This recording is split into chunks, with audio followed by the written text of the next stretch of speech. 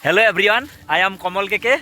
My YouTube channel is GDL Keke Assam ane tintun bidla apnalok atake স্বাগতম জনাইছো তো guys আজি আমাৰ গাঁৱৰ এডৰা ভাল খেতি দেখাই আছো ন একদম মজা ন একদম কেনেকা একদম মজা বুলি কৈছো নহয় আসলতে এইটো সময় মানে কি জানে না এটো কি সময় পৰি আছে চৈত চলি আছে ন চৈত ফাগুন মাঘ চৈত ফাগুন এনেকুৱা ধৰণৰ যিকেইটা মাহ হয় একেটা মাহত আমাৰ গাঁৱত মানে সচৰাচৰ সাধাৰণতে কোনো ধৰণৰ খেতি বাতি তেনেকে কৰা নহয় তাৰ মানে গাঁৱৰ মানুহে নকৰে এনে তো জানে আজিকালি আমাৰ অসমীয়া মানুহবিলাক কিবা মানে আলসি টাইপৰ হৈ গৈছে মানে এলেহুৱা টাইপৰ কাম কাজ তেনেকে খেতি বাতিৰ বিশেষকে আৰু বেলেগ কামৰ কথা বাৰু মই নকওঁ খেতি বাতি বিশেষকে কৰিব তেনেকে ইচ্ছা নকৰে পোন প্ৰথমবাৰৰ বাবে আমাৰ গাঁৱত এডৰা খেতি কৰে মানে কৰি থকা হৈছে মানে খেতি কৰি লগাইছে আৰু দেখাই আছো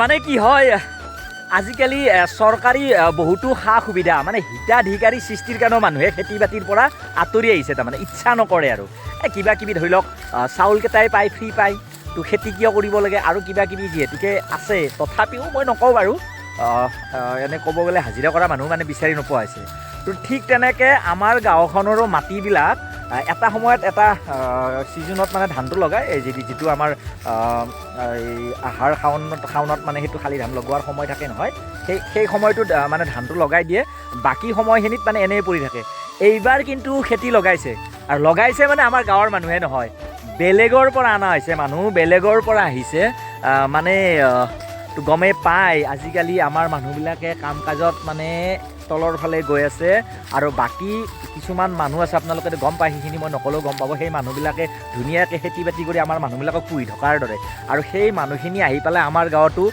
প্ৰায় 100 মান বিঘা 100 মান বিঘা মাটি লৈছে ধুনীয়াকৈ তেওঁলোকে ধান কৰিম বুলি ভাবিছিলে কিন্তু ধানটো কৰিলে 50-60 বিঘাত ধান লগাই দিছে আৰু 50 বিঘা মানত কি কৰিছে মাকৈ খেতি লগাই দিছে মই দেখাই আছোঁ কেনেকুৱা হৈ আছে মাকৈ বলক মাকৈ খেতিৰ ওচৰলৈ যাওঁ কেনেকুৱা হৈছে আৰু তেওঁলোকে কিমান কষ্ট কৰি পেলাই যথেষ্ট কষ্ট কৰিব পাৰে কিমান কষ্ট কৰি কেনেকুৱা পদ্ধতিৰে কিমান হাতী খুটি খেতিডৰা লগাইছে দেখাই আছোঁ এইবোৰ দেখিছেনে এইবোৰে সেইবোৰ মাকৈ যিবোৰ মাকৈ আমাৰ গাঁৱত পোন প্ৰথমবাৰৰ বাবে আগতে যদি কোনোবাই কৰিছিল কিন্তু মোৰ মনত নাই মই জনাত যেতিয়ালৈকে মই যেতিয়াৰ পৰা জনা হৈছোঁ তেতিয়াৰ পৰা পোন প্ৰথমবাৰৰ বাবে মই আমাৰ গাঁৱত মাকৈ খেতি দেখিছিলোঁ চাওকচোন প্ৰায় 100 বিঘাতকৈও বেছি মাটি আছে এই মাকৈ খেতি লগাইছে আৰু ধানো আছে বাৰু মই ধানো পাৰিলে অকণমান দেখাই দিম কিন্তু আমাৰ গাঁৱৰ মানুহে লগোৱা নাই মানে বাহিৰৰ পৰা মানুহ আনি পেলাই মাটি লিজত লৈছে তেওঁলোকে কিবা এটা পইচা দি পেলাই মানে গৃহস্থবিলাকৰ পৰা মাটিৰ গৰাকীৰ পৰা মাটিৰ বিঘা মাটিটো লৈছে সেই বিঘা মাটিত কিবা তেওঁলোকক দিয়া হ'ব আৰু সেই হিচাপে প্ৰায় 100 বিঘাতকৈও অধিক মাটিত এনেকৈ মাকৈ আৰু ধান খেতি লগাই দিছে ধুনীয়া হৈছে একদম ভাল লগা পৰিৱেশ পোন প্ৰথমবাৰৰ বাবে আমাৰ গাঁৱত দেখিছোঁ আগতে আছে মই সেইটো নকওঁ বাৰু বাহিৰত হাজাৰ লাখ বিঘা মাটি এনেকৈ মাকৈয়ে হওক বা ধান খেতি হওক বা বিভিন্ন খেতি লগাই থোৱা হয় কিন্তু আমাৰ গাঁৱত এনেকুৱা পৰিৱেশ নাছিল মই সঁচাই আপ্লুত হৈছোঁ ভাল লাগিছে দেখি পেলাই ইয়াৰ যিটো মনোমোহা প্ৰাকৃতিক পৰিৱেশ এনেকুৱা সৌন্দৰ্য সঁচাকৈ পোৱাটো বৰ কঠিন হয় দেই বিশেষকৈ আমাৰ গাঁৱত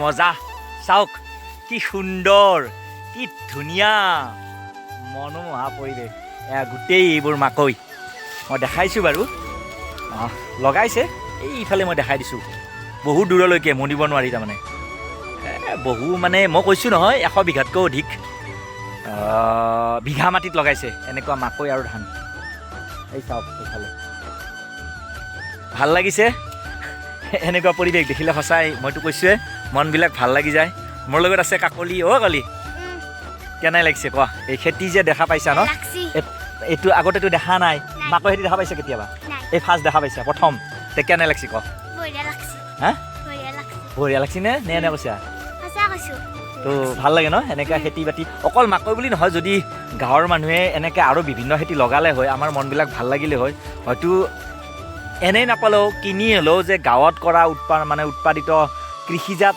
দ্ৰব্য কৃষিজাত সামগ্ৰী আমি যদি এনেকৈ খাব পাৰিলোঁ হয় সঁচাই ভাল লাগিলহেঁতেন যা নহওক আগলৈ আশা ৰাখিছোঁ গাঁৱৰ মানুহে এনেকৈ বাহিৰৰ মানুহক মাটি নিদি পেলাই যাতে এনেকৈ খেতি লগাই ভালকৈ খেতি বাতি কৰে তাৰ কাৰণে এতিয়াৰ পৰা আমি যথেষ্ট আশা কৰিছোঁ আৰু হওক খেতি, ক'বলগীয়া নাই। আৰু এনেকৈ হাজাৰ হাজাৰ হাজাৰ বিঘা মাটিত খেতি হওক, মজা।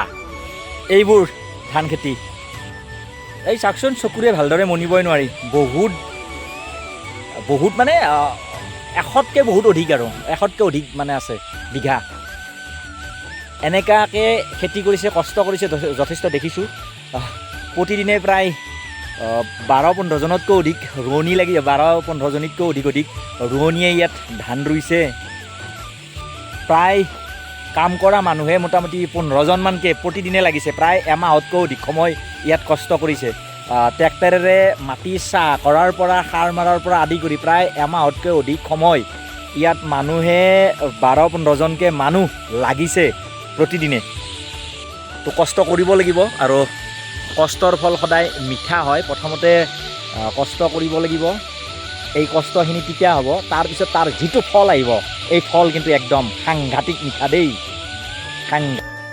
বৰ্তমান আমি পথাৰৰ মাজত, এইপিনে ধান, এইফালে এইবিলাক পুখুৰী, সন্ধিয়াৰ সময়, আবেলিৰ সময়, কি মজা লাগে বে পথাৰত, সঁচাই দেই, ৰিয়েলি এনেকুৱা কি ক'ম।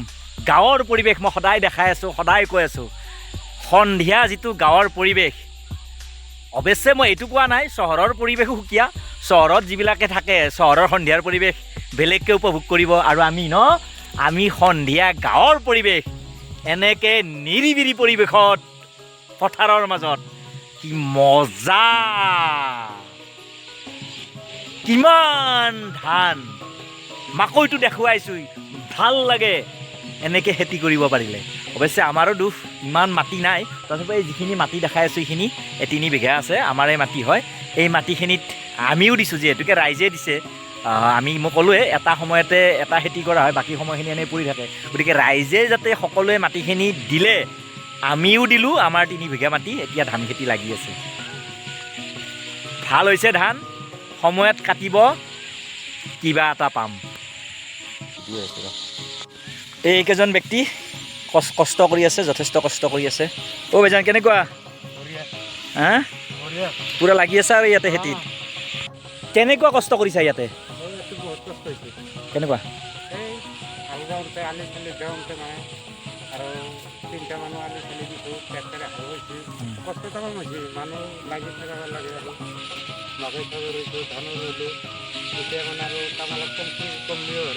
চোৱা চিতা কৰিব লাগে ন, গৰু বাছৰিবিলাক।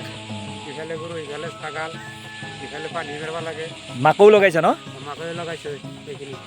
মাকৈ আৰু ধান মিলি পেলাই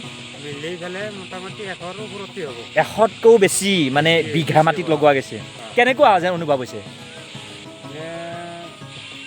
ভালো দেখা পাইছি, আগতে ভাল দেখা নাপায়, তাৰমানে ৰোৱাৰ পিছতে হেৰি মাৰি দিলে না বতাহত মানে অলপ বেয়া হৈছে, এতিয়া অলপ ভাল লগা, ভাল মানে ভালৰ ফালে আহিছে আৰু নিশ্চয় ভাল হ'ব, আশা থাকিল ভাল হ'ব। ঠিক আছে, তেওঁ কষ্ট কৰি থকা ভাই ন, কষ্টৰ ফল মিঠা হয়। এনেকৈ চাওক, এইবাৰ ধান এইবিলাক মাকৈটো দেখাইছোঁ, এনেকৈ কষ্ট কৰি যাওক, ভাল হওক তাকে কামনা কৰিছোঁ। কষ্ট কৰিছে দূৰৰ পৰা।